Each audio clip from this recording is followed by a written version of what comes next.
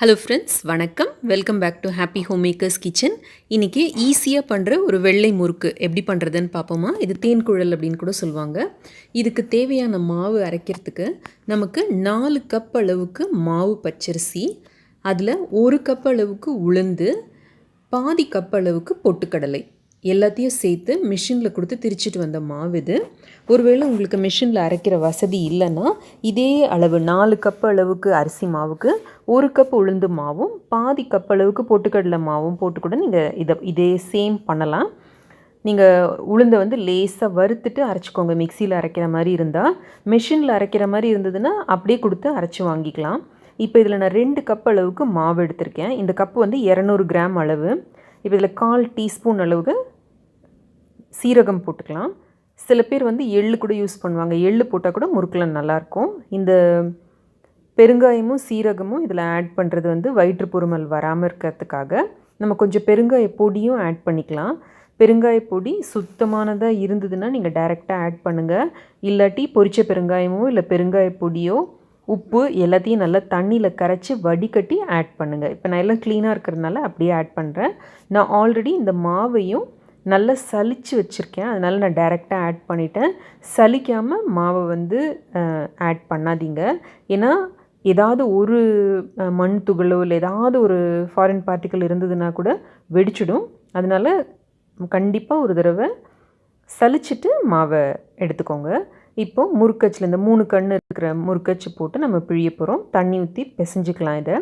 இதில் இந்த 2 கப்புக்கு 1 டேபிள் ஸ்பூன் அளவுக்கு வெண்ணெய் சேர்க்க போகிறேன்னா, உங்களுக்கு வெண்ணெய் சேர்க்க வேண்டாம் அப்படின்னா நல்ல ஒரு குழிக்கரண்டி அளவுக்கு எண்ணெய் காய்ச்சி நல்ல சூடாக நல்ல புகை வர அளவுக்கு காய்ச்சி இந்த மாவில் விட்டு பிசைஞ்சிக்கிட்டிங்கன்னா கூட முறுக்கு நல்ல கரகரன்னு வரும்.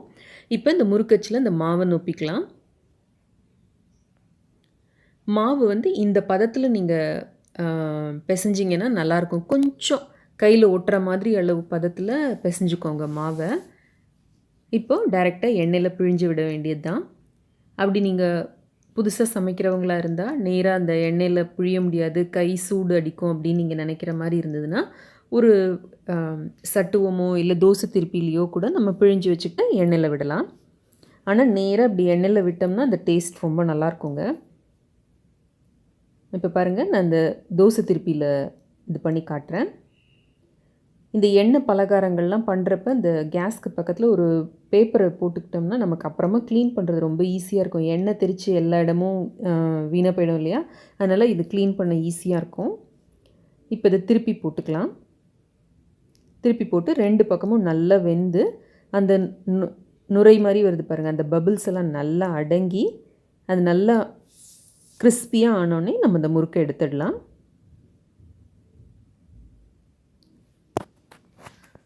முறுக்கு வெள்ளையாக வரத்துக்கு சில சிம்பிள் டிப்ஸ் நம்ம கடைப்பிடிச்சா போதும். நம்ம முறுக்கு மாவு பிசைகிறப்ப எப்போவுமே வெயில் ஏறுற நேரம் பிசையக்கூடாது. முடிஞ்ச வரைக்கும் 6 மணிக்கு முன்னாடியோ இல்லை 6 மணிக்கு அப்புறமும் முறுக்கு பண்ணிங்கன்னா முறுக்கு நல்ல கலராக வரும், நல்ல வெள்ளையாக வரும். ஏன்னா வெயில் ஏற ஏற மாவு புளிக்க ஆரம்பிச்சிடும். மாவு புளிக்க ஆரம்பிச்சதுன்னா நமக்கு முறுக்கு செவந்து போயிடும். ஸோ நீங்கள் முறுக்கு பண்ணணும்னு நினச்சிங்கன்னா கொஞ்சம் வெயில் வரத்துக்கு முன்னாடி அதை பண்ணி முடிச்சுடுங்க. கண்டிப்பாக இந்த மத்தியானம் 10 மணி 12 மணி 1 மணி நேரங்களில் பண்ணிங்கன்னா முறுக்கு செவந்து போகிறதுக்கான வாய்ப்பு ஜாஸ்தி. அதே மாதிரி உளுந்து நம்ம வறுக்க வேண்டிய அவசியம் இல்லை, அப்படியே நேராக போட்டு அரைச்சிடலாம். அரைச்சாலும் முறுக்கு நல்லா வெள்ளை வெள்ளேர்னு வரும். இப்போ அதை எடுத்து ஒரு தோசைக்கல்லில் போட்டு வச்சுக்கலாம். ஸோ அதில் இருக்கிற எண்ணெய்லாம் அதில் இறங்கிச்சுன்னா கூட நம்ம அப்புறமா தோசைக்கல்லுக்கு யூஸ் பண்ணிக்கலாம். இப்போ இந்த கரண்டியில் பிழிஞ்சு விட்டுருக்கேன். நல்லா இந்த பபிள்ஸ் பாருங்கள் போட்டோன்னே எவ்வளோ வருதுன்ட்டு. கொஞ்சம் நேரத்தில் அது நல்லா அடங்கி அந்த சத்தம் அடங்கிடும். இந்த மாதிரி ஒரு வடை கம்பியோ இல்லை நம்ம வீட்டில் இந்த குழிப்பணியாரத்தெல்லாம் திருப்புறதுக்கு ஒரு சின்ன குச்சி இருக்கும் பாருங்கள், அந்த மாதிரி இருந்ததுன்னா அதில் வச்சு கூட நீங்கள் திருப்பி விடலாம். மாவில் எந்த இம்ப்யூரிட்டிஸும் இல்லாமல் கல் மண் அதெல்லாம் எதுவும் இல்லாமல் இருக்கிறது ரொம்ப ரொம்ப முக்கியம். நான் மாவு பச்சரிசியை நல்லா ஈர துணியில் தொடச்சி நிழலுணத்தில் நல்லா காய போட்டு அதோட உளுந்தும் பொட்டுக்கடலையும் சேர்த்து போட்டு மிஷினில் கொடுத்து அரைச்சிட்டு வந்துட்டேங்க. இந்த மாதிரி இந்த ஈடு ஃபுல்லும் பிழிஞ்சிக்கலாம். நீங்கள் ஒரு வேளை நிறைய முறுக்கு பண்ணுற மாதிரி இருந்ததுன்னா இந்த மாதிரி 2 கப்பாக போட்டு பிசைஞ்சு நீங்கள் பிழிஞ்சிங்கன்னா எல்லா முறுக்குமே உங்களுக்கு வந்து நல்ல வெள்ளையாக வரும்.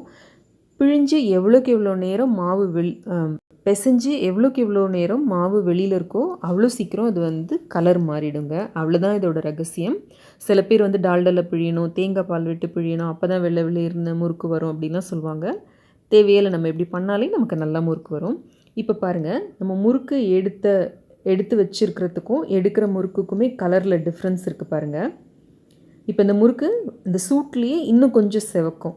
ஸோ நம்ம எடுக்கிறப்ப ஒரு பதம் முன்னாடி எடுத்தோம்னா அந்த சூட்டில் வந்து அது இன்னும் கொஞ்சம் கலர் ஜாஸ்தியாகும். ஸோ அதையும் நம்ம கரெக்டாக பார்த்து எடுக்கணும்.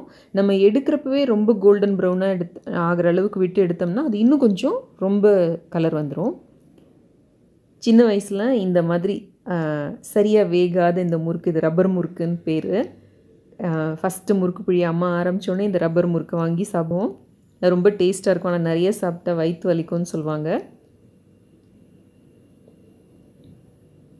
ஸோ இந்த முறுக்கை வந்து நல்லா வேக வச்சு எடுத்துக்கலாம்.